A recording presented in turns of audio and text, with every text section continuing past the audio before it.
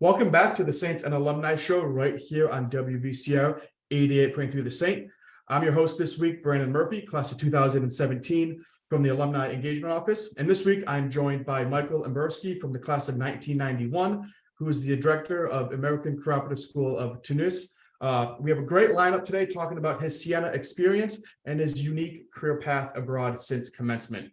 A reminder to everyone listening today here on WBCR 88.3 The Saint that you can also subscribe to the podcast, which is a bi-weekly show highlighting our Siena Saints on Apple, Spotify podcast, iHeartRadio, and then to the Siena Alumni Engagement YouTube channel to watch the complete selection of shows. Mike, this is the first time on the show. Welcome. We're excited to have you. How's everything going for you this week? Great. Thank you, Brandon, for having me on today. And hello, all the Saints out there. It's great to be here. And I'm so excited to have you on and our listeners to kind of listen to your career path.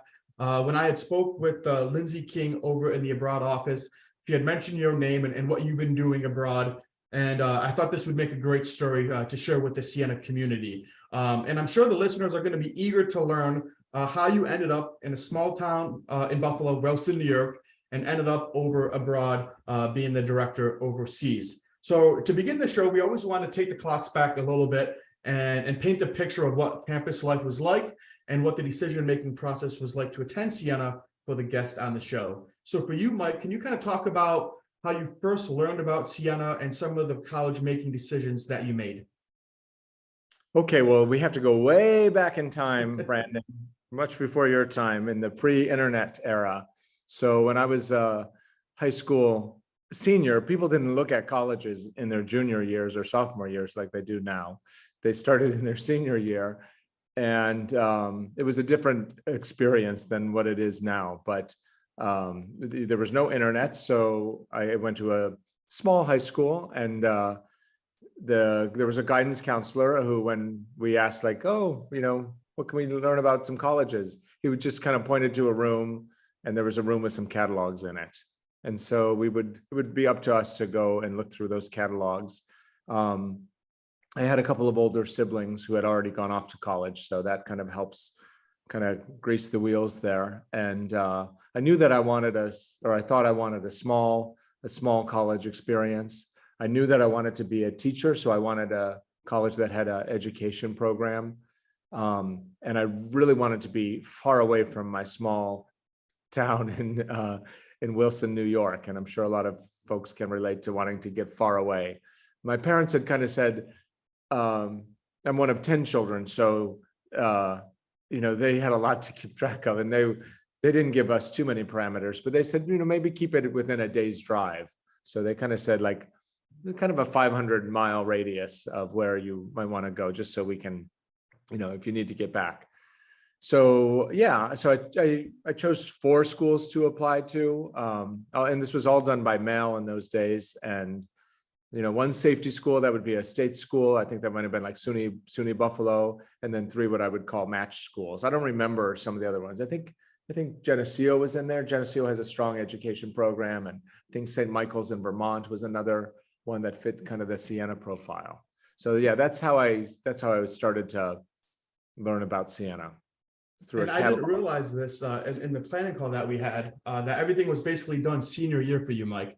So you're beginning to narrow down that search process, and you decide to visit Siena. You got to prove to your parents that it's within 500 miles. So you actually ended up doing an overnight stay. And can you talk a little bit about that stay, how it went, and then maybe that 1 or 2 final deciding factors that got you to be a Saint? Yeah, like I said, I was one of 10 kids, and my parents, I guess now they'd be classified as like free range parents, or we were free range children. So I think they were just too busy. Not that they didn't care or weren't involved, but I remember when I showed them my list, and it was probably up to me to show them the list.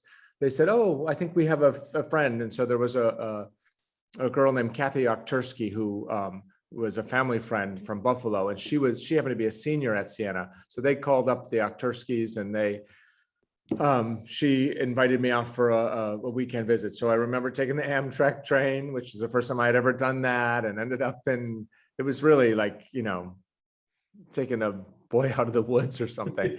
Anyways, I went to the train and Kathy had picked me up, and then she set me up with freshman wing, I think in Plasman Hall, and I spent the weekend, and I think I got there on a Thursday night or something. So I spent Friday, I went with the admissions team, I went to financial aid, and I went to want to visit a class with someone.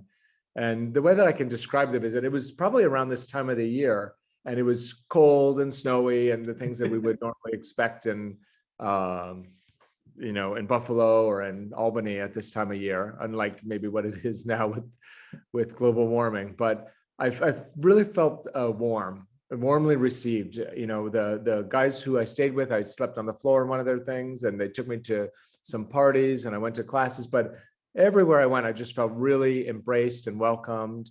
And I knew right away from that visit, I was like, yeah, this is kind of where I want to be. And I knew, from that day one into my graduation, that feeling of being, included and embraced and welcome really never left. And I want to take, the second half of this segment now in about 7 minutes time to discuss that you're finally on campus and having that campus life. The great thing about Siena is that we're always continuing to grow, whether that be in programs, campus beautification, endowments, enrollments. Siena continues to grow. But I want to keep this time clock around the late 80s and early 90s and talk about your campus life. Where did you live? And what were some of the hot spots on campus and some memorable experiences that you had throughout your time at Siena? Yeah, so when I was a student there, I lived on Plasman in the Plasman Hall dorm for my undergraduate times. And there weren't a lot of choices. I don't remember. It was Hennepin and the Old Friary. I don't even know what's there now. I've been back a few times, but so we were there. And then the senior year, we were in the townhouses, which was a really big deal. That was just for seniors. I think we were maybe the first or the second group to live in there. And that was like, compared to Plasman, that was luxury. Our Plasman dorms were like, I mean, we didn't complain, but it was like prison cell. They were just cinder block, little rectangles with metal beds. And it probably wasn't far from, prison furniture, but it was simple and we liked it. The dining hall was called Saga Hall or Sarah Hall, and it was run by Marriott. And I actually worked there. I started working in the dish room, and it was actually a lot of fun. And a lot of my friends worked there. And I worked there throughout my time there. And I was a student manager at one point. But kind of a fun fact about that is, because it was with Marriott, you had employee discounts with Marriott. So we could stay at any hotel in the world that was run by Marriott for like $20 a night. And they also ran like ski lodges in Vermont. And so they would hire us to go work at a restaurant up in these ski lodges. And we would just have to work one shift, and then they'd give us lodging and give us a ski pass. So it was actually a really good program for those of us who did that. But most of my classes were in Siena Hall. I know that's still there. I've driven past that and see that. The gym was just across from Plasman. And so we played a lot of pickup basketball there, and we loved going to the basketball games, which were all held there. I remember the big grassy lawns and the hills by the baseball field, which maybe are moved somewhere else, but they were popular in the spring. I can still see us out there playing Frisbee or playing catch out there. There was something it was like a student union, and I don't even know if it had a name. I think it might have been called the student union, but underneath it, there was a basement, and we had what was called the 21 Club, and we loved that. So once we were seniors, we could go to that, and that was every Saturday night, and we would go there and have some beers and dance, and that was a real popular thing. But I can still kind of smell the radiators in Siena Hall on those winter days, and they would just crank the heat, and you'd be so warm in these rooms. Same in the dorm rooms, you'd have to keep the windows open. And it was basic living, but I mean, we were happy there, and I really enjoyed it. I mean, there was you trucked between the different halls, and in the winter, of course, it was a little more of a journey. But yeah, those are what when you asked me to remember what I remember about campus, it was that. But at that time, the townhouses were brand new, and that was a really big deal. I remember that. I loved living in the townhouses. I got lucky. I lived my junior and my senior year because the class sizes were small back then. And And the year after I lived in townhouse 18, I got renovated from an 8-man to a 6-man. So I just missed it. And then Okay. for my senior year, I lived in 12 in an 8-man. And that following year, I got renovated to a brand new 6-man. So I got unlucky, but great townhouse memories. And the other So memories they that had a lot they of had everyone name the townhouses. Did you do that? so they're all actually named right now from donors on campus. So we didn't have, Okay, so nicknames per it was a se. big deal to name your own townhouse, and so we were Townhouse One, and we were the seven deadly sins because it was seven people to a townhouse, and so I remember that it was fun. But we were at the opening, so it was kind of a nice spot to be in as you saw everyone who came in and out.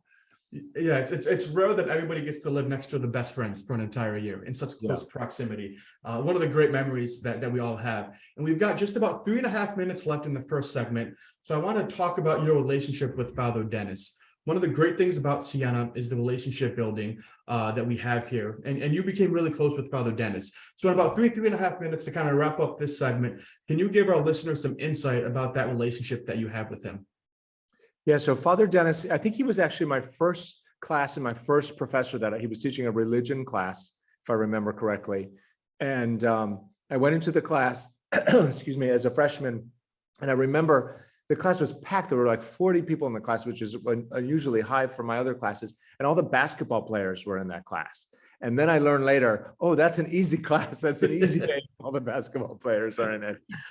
But it was a great religion class, and I really enjoyed it. But Father Dennis, at that time, the friars lived on different floors in all of the dorms, and some of them stayed there all the time, and some of them just had office hours there. So Father Dennis was on our floor in Plasman, so he had an office there, and he would stay a few nights a week, and he would just open up his room, and we would wander in and chat with him. But I remember that he had this great sound system, and we used to tease him. He had this was in the late 80s. So he had this great Bose sound system. It was this new thing. And we're like, hey, don't you have to take a vow of poverty to be a priest? And he had really great taste in music, Elvis Costello, and he was really into some cool stuff and REM.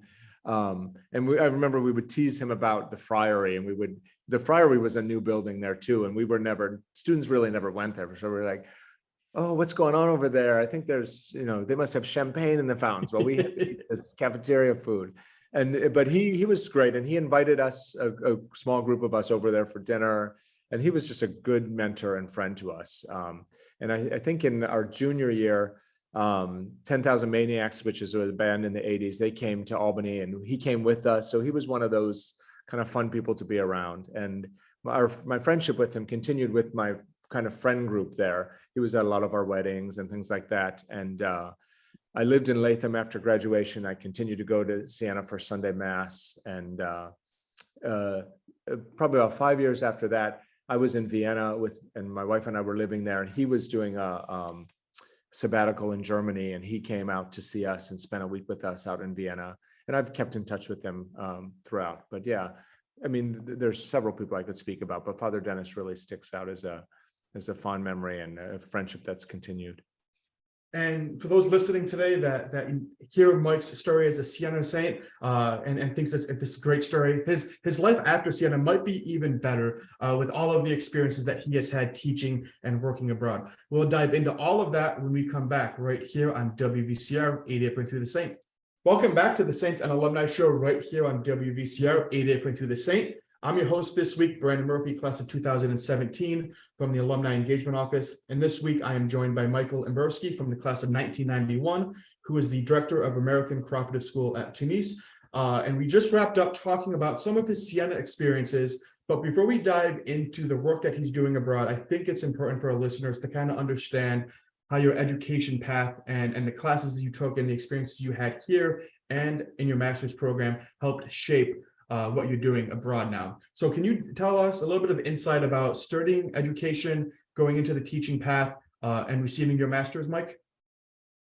Yeah, so I feel fortunate that I knew what I wanted to do well before I went to college. I knew I wanted to be a teacher probably from when I was a freshman in high school. And so that didn't waver. I did change from history to English when I was at English history education to English education.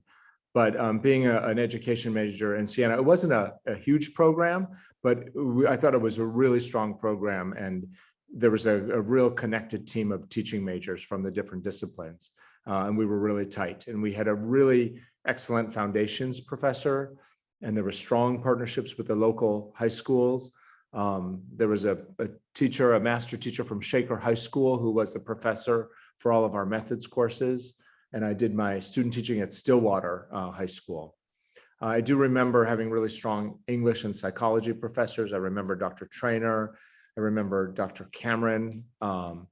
And being a small school that Siena is, it was really kind of fun. Dr. Cameron was a psychology teacher. In my senior year, I had some extra credits, and I did an independent study with her. And I remember there was a group of us that we watched all the Oscar-winning films for like 50 years over the course of the semester, and we had to rate the role of women in it. And she was doing her dissertation on the role of women as depicted in film. But that was kind of a cool independent study back in the early 90s there. And I remember things like, taking, religion classes. You could take whatever classes. I had one of my best professors was Rabbi Bloom, and I took a Judaism course. And I remember that culminated in going to synagogue and kind of dissecting the experience there with him in a group afterwards. But I thought just really kind of cool, very selected, personally chosen courses, which I think at that time was a pretty modern approach to things. And I think our listeners are kind of getting an understanding now that you enjoy new experiences and different ways to grow and continue down the path of education at the same time. So in the mid 1990s, you attend this job fair. Can you talk a little bit about that and kind of what piqued your interest in working abroad? Yeah, so I was teaching. I got a job teaching in Catskill, and I lived in Latham, and I really enjoyed that. And I got tenure, and I did my master's at SUNY Albany in English education, and was really kind of moving along and really comfortable. And then I heard about that there were schools, international schools, American international schools, and they had these job fairs where you could go to and learn more about them. And so the job fair happened to be, again, it was about this time in February, and it would happen to be in Boston, which was close enough to drive to. And so I was tenured, and the school gave me a 2-year leave of absence, and I had my job guaranteed to come back. So I said, okay, let me go to this job fair and see what it's all about.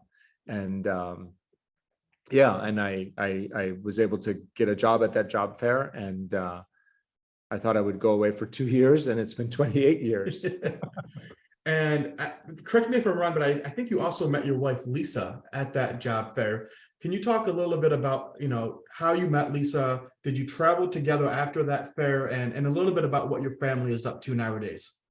Yeah, so Lisa and I met at that fair. She was a teacher in Connecticut, so she had gone to this job fair. Again, like me, she didn't really know much about. She had heard about these things, and we met each other, and then we went back, to Albany and to Connecticut, and then we got jobs overseas in different places. But we dated from February to August when we both had to leave, and then we had a long distance romance for a year, and then I ended up moving to Vienna, where she was a teacher, and I was fortunate to get a job at the American International School of Vienna. So yeah, we started off there together, and then we got married and had our family. Our 2 children were born in Vienna. That's when Father Dennis came out to visit us. And it was a difficult decision because we both went to just explore the world a little bit. But once you see kind of how big and small the world is, we were both like, nah, we're not going back. We both had done it to go. She had the same thing. She had a 2-year leave of absence, and she was going to go back. But, once you're out there for each of us, it was like, no, there's no going back.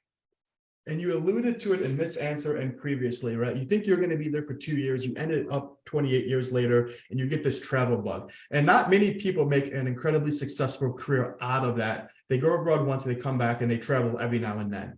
Can you talk a little bit about, some of the early years teaching, what you were teaching, and what was so special about those types of experiences? Yeah, so the experiences were similar to what I was doing in Catskill. So it was an American curriculum, but you just have an international student body. And so kind of my day-to-day life wasn't so different, except it was much smaller class sizes. Like in Catskill, I had 5 classes of 35 kids, and there were some tough kids, and it was, I earned my paycheck. Whereas, and a lot of it was spent on classroom management, where in these international schools, the kids really wanted to be there and were so motivated, and I could really just teach. And so to be able to just teach and earn a good living at it, and also be able to experience a new culture, that was what really sold both of us.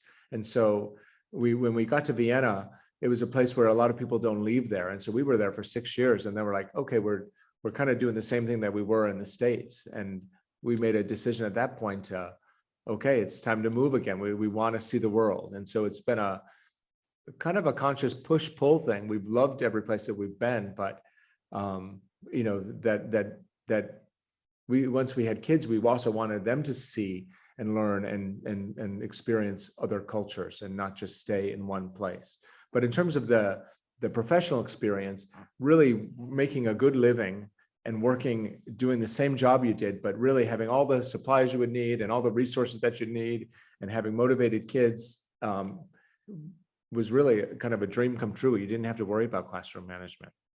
And you talk a lot about having your family have all of these different experiences, and you've also had that within your own career. Well, you've been on the teaching side for plenty of years, and now you're kind of on this administrative side. Can you talk about the movement to the administrative role and kind of some of the similarities and some of the differences within that? Yeah, unlike a lot of careers, there's not many steps on a career ladder for a teacher. You're a teacher or you're an administrator, and maybe there's a department chair or something along the way. So in terms of doing something different, after 15 years, it's not that I was getting bored. I felt like I was really honed in on my skills, but I wanted to maybe affect a bigger change. And so I had, I went back to school again and got another master's degree at Niagara University in educational leadership. And then I went on and did some doctoral work at Lehigh University in educational leadership as well. And really, I felt really good about that. And I was able to, in many of the places, still do a little bit of teaching. So I like being in the classroom, and I still like being in the classroom. But being an administrator was just a good challenge for me. And it was new learning. And for me, I kind of have to keep things fresh and keep things moving.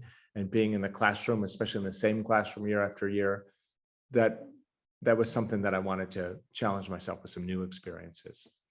And we've got about 5 minutes left in today's show. And again, thank you for taking the time to speak with the Siena community. So I want to kind of close it out with what your current role is at the American Cooperative School of Tunis. I was lucky enough to teach abroad after I graduated as well, with Green Heart Travel and Explore Asia. And that's a little bit of a different type of program and organization that you're with. So can you talk a little bit about your role as director and kind of the mission behind your school and maybe some of the demographics of the student body?